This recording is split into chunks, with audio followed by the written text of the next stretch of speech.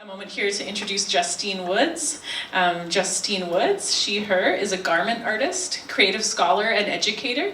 She's a doctoral candidate in the Media and Design Innovation Practice-based PhD program at Toronto Metropolitan University.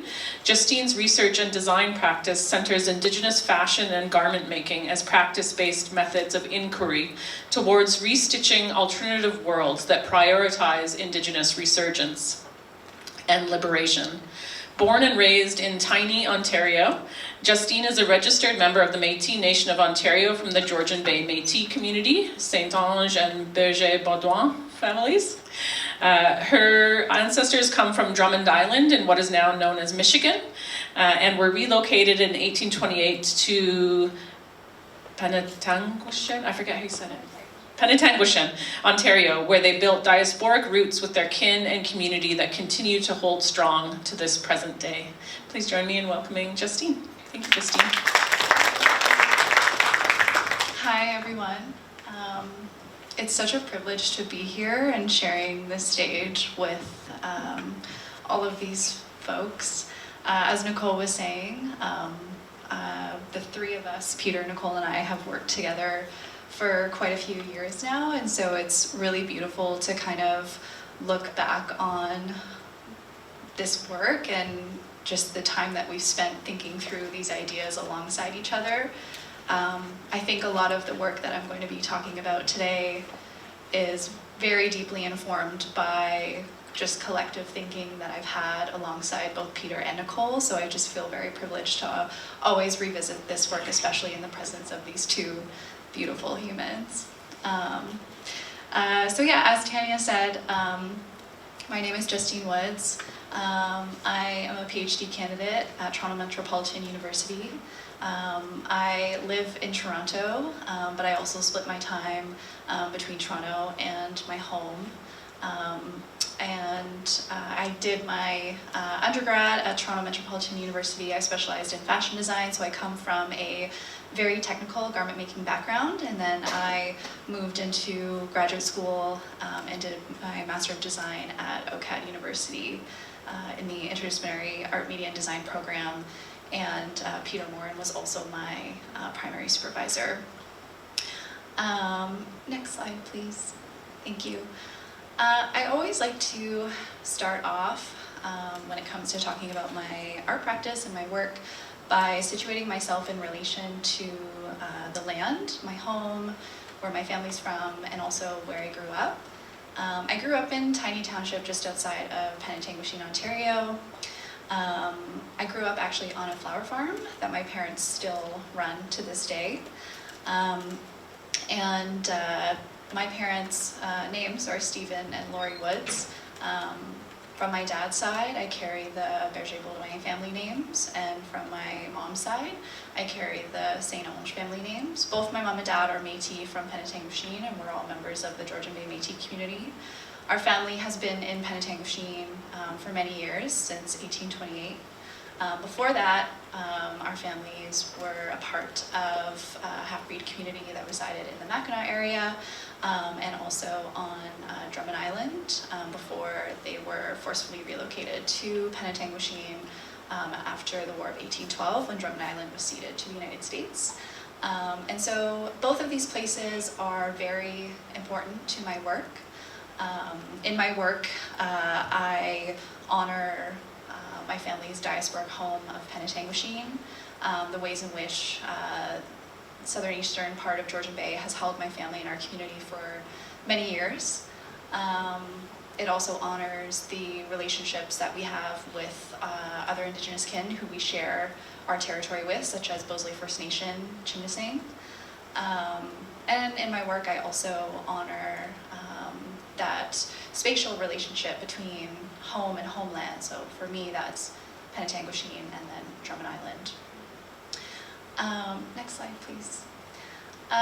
These are some pictures of my family.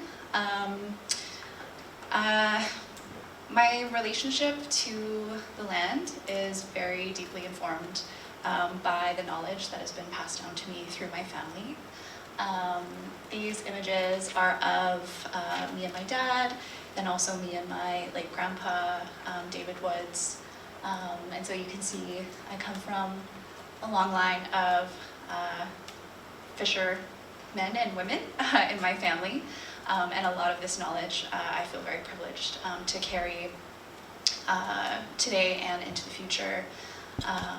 And a lot of the, well, I guess all of the brilliance that my family has held in the land-based knowledge that specifically my dad and my late grandpa carry really informs my systems of thought and informs the way that I think through my creative practice in relation to the land.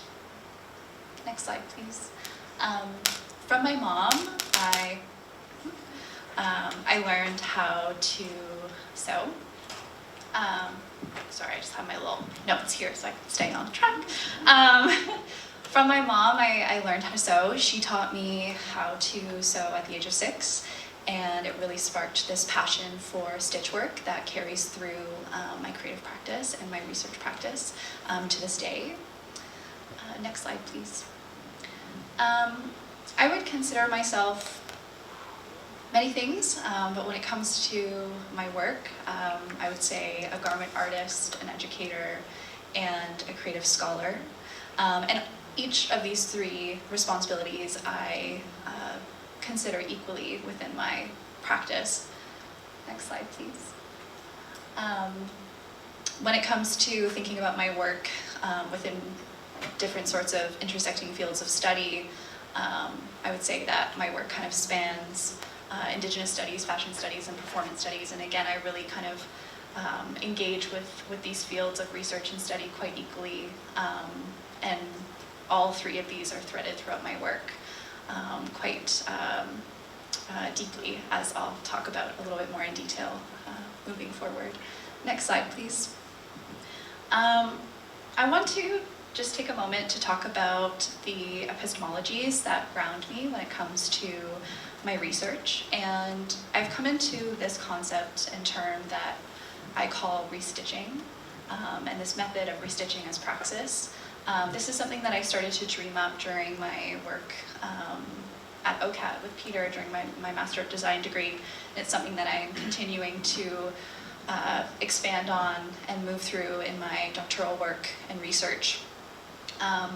This concept of restitching is informed by a circle of theories, researching by Kathy Absalon, restoring by Margaret Kovach, and remembering that's gifted to us by Linda Tuiway-Smith. And all of these kind of gestures come together to inform my concept of restitching from within a context of garment making and stitch work practice. For me, restitching is something that takes care of the Indigenous body.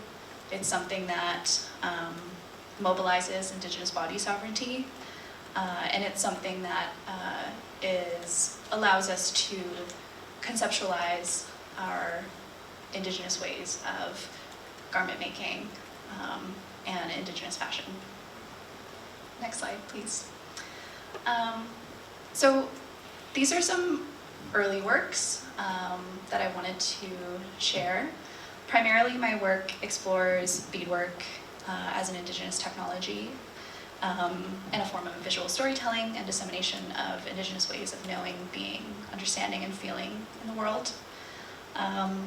These works specifically, I was moving through material acts of refusal and reassertion of Indigenous bodily agency through beaded text and language in material form. In my work, I prioritize Anishinaabe and French. Métis communities in the Great Lakes, we spoke a language similar to Michif called Brayette, which is actually a hybrid language of Anishinaabe and French. That language is dormant, and so for me to be able to get as close as I can to that language, I use French and Anishinaabe quite often in my work. And so these 2 works prioritize those languages through beadwork. Next slide, please. Performance also plays a really important role in my work. I situate performance as a powerful ontological praxis, not only because it is embodied, but also because it is something that is deeply entwined with the land. In my work, I center stitching as performance, wearing as performance, and I do this to be able to make time for ethically and sensory knowing and being. Next slide, please. I want to talk a little bit about my work that I did for my Master of Design thesis. For this work specifically, I was interested in exploring decolonial love as methodology through garment construction and beadwork as practice-based methods of inquiry. The making, thinking, and feeling of this work involved dreaming about what alternative worlds of love would look like, what they would feel like, and as a garment artist, what I would wear in alternative worlds of decolonial love. Next slide. My understanding and theorizing of decolonial love was really informed by the works of Leanne Simpson, Islands of Decolonial Love, Bell Hooks' All About Love, and also Billy Ray Belcourt's History of My Brief Body. These are just some of the texts that I was looking towards to help me really understand what it means to embody decolonial love and exist ontologically in relation to this concept as well, so that I could then create work, specifically garments, that would allow me to move through what it meant to actually then wear decolonial love on my body. So for the works, I prioritized two different stitching methods. Oh.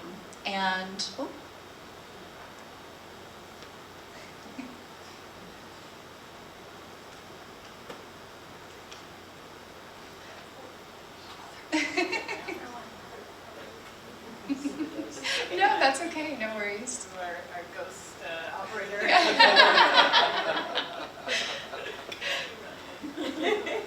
Amazing. Yay. Okay, next one, I think. Yes, okay, so this body of work specifically consisted of 4 wearable artworks. Oh no.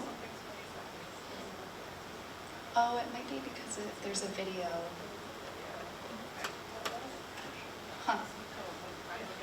Okay, so 4 wearable artworks that prioritize 2 different stitching methods. So the one that was up, which hopefully we'll be able to see the video of, I theorized as Wabi-Ajagwade, which is Anishinaabe one for it is sewn in a circle.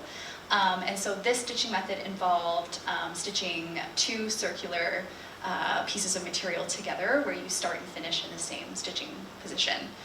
So if the video works, you'll be able to see what that means. Oh, it was working earlier. Oh shoot, okay. That's okay. We'll come back to it Okay. just before our discussion if we can't get it right now. Okay, no worries. But yeah, basically you're stitching in a circle. So Wabi-Ajagwade, it is sewn in a circle. And for this stitching method, I was really thinking about relationality and circularity and interconnected and interdependent relationships, and how we can conceptualize that within garment making. Next slide, please. The second stitching method that I prioritized in this body of work was Ajagwade, which means it is sewn inside out.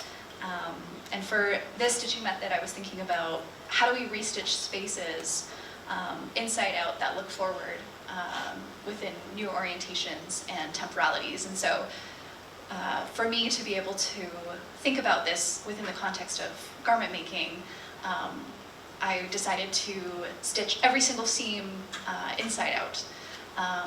All of you are wearing clothes, hopefully, and you'll notice that your clothes, all of the seams and the seam allowance is hidden on the inside of the garment.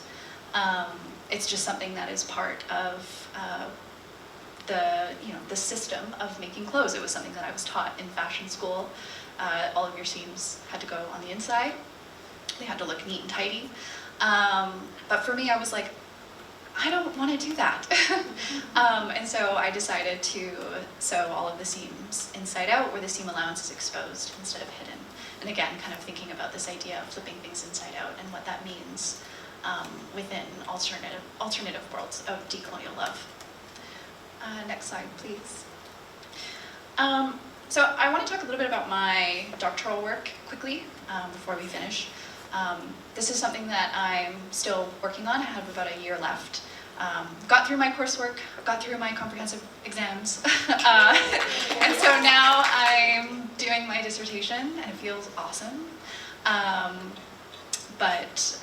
Yeah, I just want to tell you a little bit about what that is and what I'm doing, because I'm really excited about it. But it's still something that I'm continually thinking through, which I think is exciting because it's super generative. So for my doctoral research, I'm exploring the role that garments play in resisting settler colonial displacement of Indigenous ontologies and bodies to place. My work really centers and continues to expand on my concept of restitching as both a theoretical framework, but also as an embodied practice to investigate how garment making done by the Indigenous body can regenerate Indigenous ontologies and restitch new worlds and futurities. Next slide, please. This is my research methodology that I've kind of dreamt up for now. It might change as I continue working through my dissertation, but this is kind of what I'm doing. And the research methodology involves visiting, traveling, and making, situated in a deep relationship to land. And all of this, the visiting, traveling, and making, happens simultaneously together. So it's following a non-linear research process that's very much grounded in circularity. Land sits at the center of my research methodology, and within this methodology, I actually consider land to be located on the body, which then informs the garment-based inquiry.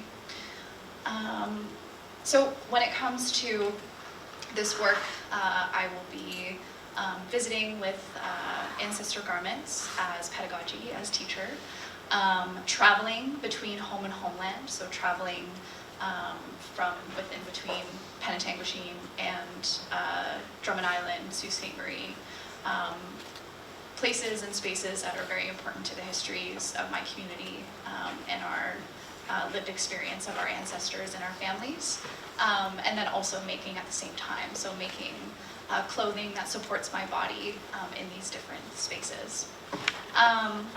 So the questions that I'm essentially trying to flesh out with my doctoral research is how the physical act of stitching cloth done by the Indigenous body can reassert our bodily agency and bring us into closer relationship to the land, how the performance of stitching with land reestablishes relationships between Indigenous bodies and their surroundings, and how the act of stitching can regenerate Indigenous ontology and restitch alternative, new, possible worlds and futures. So I hope that I can talk about what happens at another time. I'm in the process of that, and so I think that's the end of my presentation. But yeah, that's all to be determined a year from now. But yeah, thank you so much. It's been a pleasure to be here and talk about my work, and I'm really looking forward to conversating with Nicole and Peter and Tanya further.